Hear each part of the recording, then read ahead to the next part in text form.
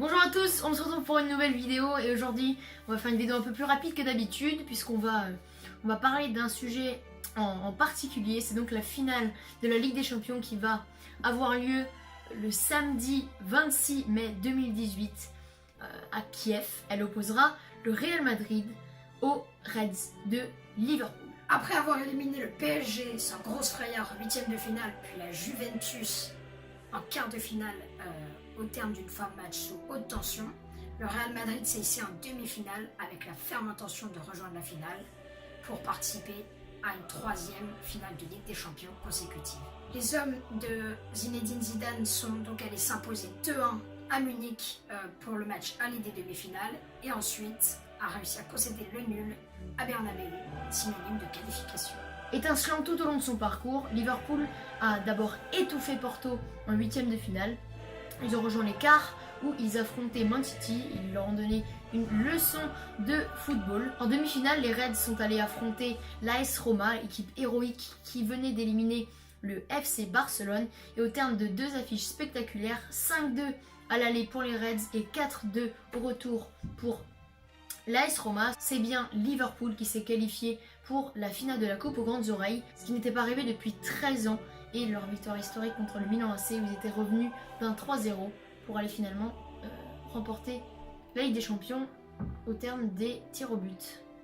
Le duel clé que tout le monde va suivre durant cette finale, ce sera bien sûr Cristiano Ronaldo d'un côté et Mohamed Salah de l'autre. La montée en puissance de ces derniers est époustouflante, au point qu'ils rivaliseraient peut-être avec CR7 et la Pulga Lionel Messi pour le trophée du Ballon d'Or.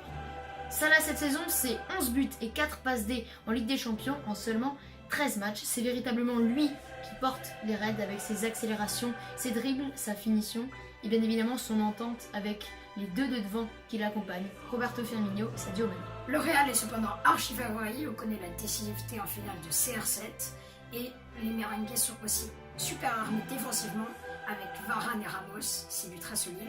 Et les latéraux apportent, c'est un atout presque offensif avec ces latéraux. Marcelo il est impliqué dans la moitié des buts de son équipe en phase finale de Ligue des Champions. Donc maintenant on va vous dire ce qu'on en pense un peu de ce match. Alors pour ma part, moi je vois le Real s'imposer 3-1 parce que le Real ils sont quand même ultra réalistes. Ils n'ont pas surdominé pendant tout leur parcours, mais ils ont toujours été plus réalistes que les équipes et c'est ce qui leur a permis d'atteindre la finale. En plus, Liverpool, ils sont un peu friables en défense, donc je pense pas que ça va pouvoir passer. Je vois le Real s'imposer, mais j'espère me tromper pour avoir enfin un autre vainqueur de Ligue des Champions et un match hyper ouvert. Oui, parce qu'on le rappelle, le Real reste donc sur 3 finales de Ligue des Champions de suite avec cette année, mais les 2 précédentes, ils les ont remportées à chaque fois. Ils sont double tenants du titre de la Coupe aux grandes oreilles. Pour ma part, j'imagine et j'espère un match ultra spectaculaire. On l'a vu, c'est dans l'ADN des Reds et le Real sait bien évidemment le faire.